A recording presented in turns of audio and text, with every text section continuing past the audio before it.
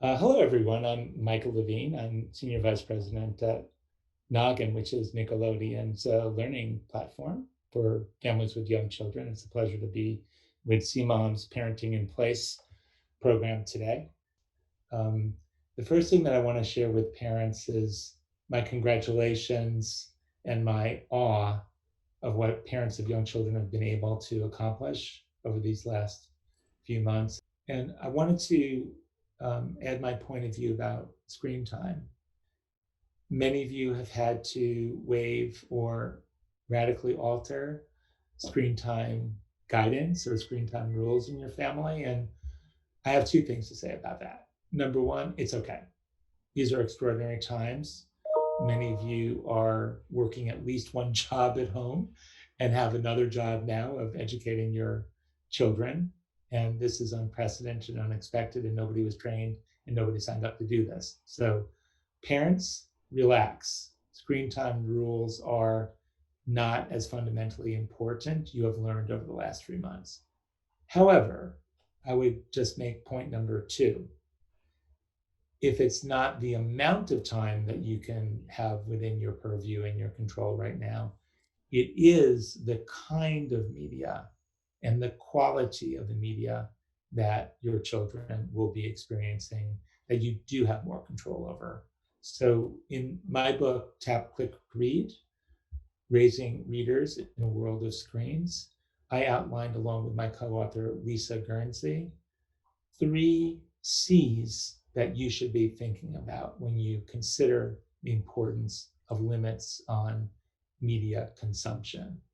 Number one, consider the needs of your child. What is your child most passionate about? Are they dinosaur lovers? Are they fashionistas? Do they care desperately about cars and trains and automobiles? Well, turn them on to media of all forms, including books and podcasts and radio, that will help them extend their own developmental passion. Secondly, what about the quality of the content? CMOM is putting out its own great content based on its own wonderful child development and learning oriented exhibits. You should look for great content from providers like PBS Kids and Sesame Workshop and Nickelodeon. So there's really, really good content out there that is proven to be effective in helping children learn what they need to know and be able to do.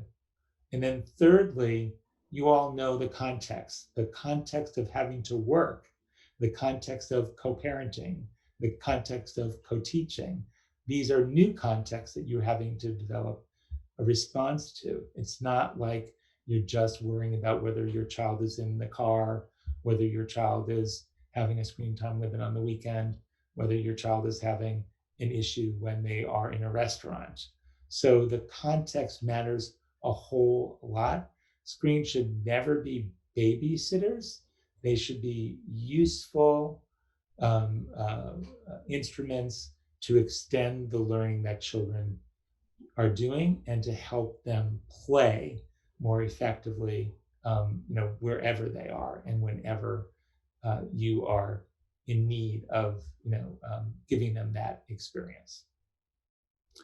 I would also say that it's extremely important, since so many families and so many parents do need a break, to consider the three C's whenever you need to take a break. Every mom, every dad, every caregiver needs an hour here or 20 minutes there to get a shower, to prepare a meal, to meet a work deadline. So, consider these three C's as fundamentally important whenever you do need to ask your 3, 4, or 5-year-old to, give them the right to use the media forms that are in their lives. And then the final thing that I would say is, consider too that all media are not, you know, um, created equal. It's not just the three C's, it's the types of technologies that you're introducing to your children. Video chat, using the tools of the moment to have a conversation with a grandparent who's 3,000 or 6,000 miles away is a lot different than parking your child in front of an app for a half an hour or an hour. So consider the fact that there are different forms of technologies too. So thank you so much for this opportunity to speak with the CMOM Parenting in Place community.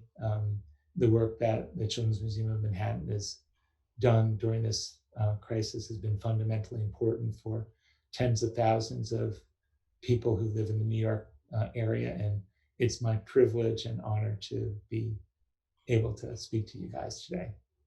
Have a great summer. Thank you.